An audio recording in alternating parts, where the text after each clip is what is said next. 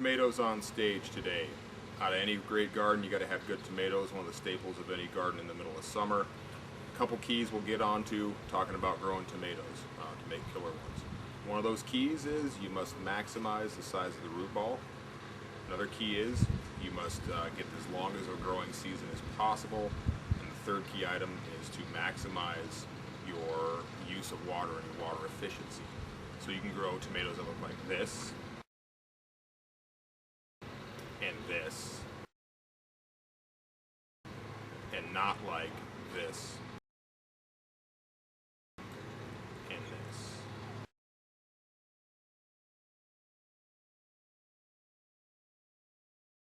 One of the main reasons to maximize root space on your plant is your plants can only be as big on the top as it is under the soil. So to get a plant that's really big on top of the soil, you got to have a root ball that's big underneath. So a plant that looks like this is going to have a pretty large root ball underneath. It's going to be very healthy underneath the soil. A couple keys to getting a big root ball, we'll show those to you right now. The main thing that we need to point out at this point is burying it deep. Okay, so the deeper your plant it goes in the ground, the bigger your root ball is going to eventually be. So a plant like this, really any tomato plant, you can either plant half of it in the soil or almost 2/3 of it in the soil. So a plant this size, if I put this much of it under the soil up to here, all the rest of this will turn into root right out of the gate, make a really strong root ball, give this plant a great start. So I'm going to dig a hole here. We'll show you how deep we're going to plant this, and we'll fill it with some good stuff to make sure we get this started strong. So here I've got myself a nice deep hole. I've also dug it a little bit around, as you can see. If my lovely wife would come over here and show us. So here's a nice round hole. Again, this root ball is likely going to fill this hole and probably even a little bit more. And if I just dug a little tunnel there, there's not going to be a lot of nutrient because I'm going to supplement that here in a minute with our compost. I always recommend going organic. A couple reasons. You just want to, I don't want to feed my family chemicals for starters, but organic nutrients make an organic soil, which means it's alive. It's got microbes, it's got earthworms, it's got good stuff in it. It's a live soil that feeds itself over time. So need some food. It's going to have a lot of food in it as well. So typically I don't have to really feed my tomatoes at all throughout the year. I put in about half compost, half native garden soil, and fill it up. So we'll do that now. So I'm going to put a layer, I'm just going to kind of layer my soil and my fertilizer in this hole now. Push a little bit of dirt back in. Scoop it compost.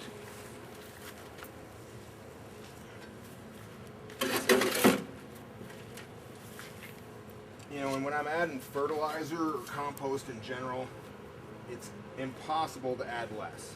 You can always add more.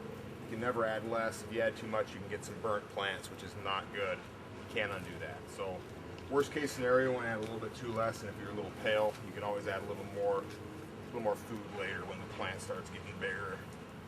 You can kind of see how it's doing. So this is looking great. It needs a little more soil in there. It needs to be a little bit deeper. I'm just going to top dress with more garden soil. And one thing I'm going to do right now, we're kind of skipping ahead talking about water management, but I'm going to build an earthen dam around here. That's going to help keep the water where it needs to be, help keep this plant nice and moist. So here's, that's deep enough soil. So now I'm just going to simply build a little earthen barrier around this plant, nice and big. And what that's going to do is it's going to help keep all of our water on top of the tomato. So we're not wasting a lot of water. And we'll talk about here in a little bit a couple watering techniques that will really maximize your use of water in your garden and help keep your tomatoes from splitting and all that. As you can see here, I got a nice wide ring around this whole tomato. Just about done. And this is something as you go, as your season goes, and you're playing in your garden and you're doing work, this dam will probably need to be built up a couple times due to just falling apart. Rocks work. You want to use a little artistic flair. You can put rocks or other things around here as well. So as you recall, the second key to growing monster tomatoes is maximizing your growing season. So a lot of the really good tomatoes, you know, the Brandywines, Cherokee Purple, those kind of heirloom tomatoes take at least 90 days, sometimes up to 100+ days for growing time. Those early tomatoes, early girl, early boy, they're okay, but I far prefer those heirloom tomatoes that have a longer growing season on them. So in order to do that, you're going to be putting plastic and everything on your tomatoes at the end of the year. They're never going to get green. Other option is to put them in the ground as early as possible. I get my tomatoes in first or second week of May. The neighbors think I'm absolutely crazy. They're getting them in by June. So I'm about 3 or 4 weeks ahead, which makes tomatoes bigger. It makes them also harvest more of them, and they're going to be red sooner. So the best way to combat that is with this awesome device called a wall of water. Now a wall of water is more or less a miniature greenhouse. It's got little cells in it that you can fill with water. What we typically do is we fill these up, put them on the soil prior to planting. It'll warm the soil, so when you put this plant in the ground in early May, it's not shocked by some really cold soil.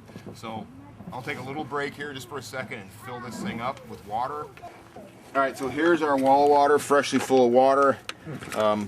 Pardon the dirt, it's well used. You know, you'll find these cost about $3 a piece, which when you first look at it, it adds up. But when you realize the amount of growth and the amount of extension on your season you get with these, plus the fact they're reusable year after year after year, and I'd pay easily $9 a pop for these, and that's no joke. So here's a little tent. You know, that's what's going on here is this. You know, it's going to conduct some heat, keep this thing warm. Manufacturers say 20 degrees. This thing will keep a plant alive.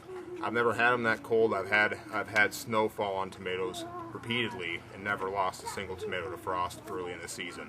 So these will get your tomatoes in the ground literally anywhere from 4 to 6 weeks early, which will really push those top quality tomatoes down the pipe. So third step, if you recall, is maximizing water efficiency. Tomatoes do like to dry out a little bit. They don't like to stay extremely wet. And pardon the kids, I guess they're having fun at the pool today. So we're going to look at a couple options for watering. One's in the garden, and we'll have the second best option out here on this tomato. So, anyway, here's your best option for watering. It's a system we've set up.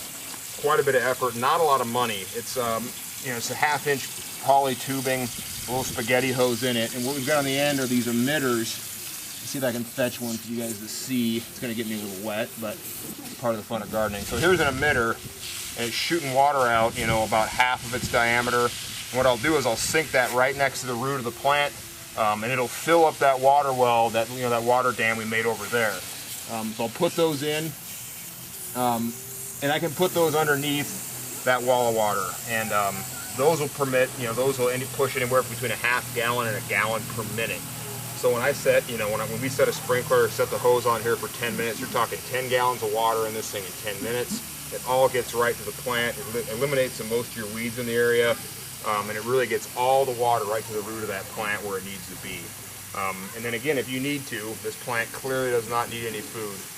But if you need to, you can put a little bit of compost on top of that, water that in with those emitters. That's the first best option. Second best option we'll check out back at this tomato we just planted. So those emitters you saw in the garden, those are special order from a nursery wholesaler that I know. You will not find those at a garden store. You will find other ones.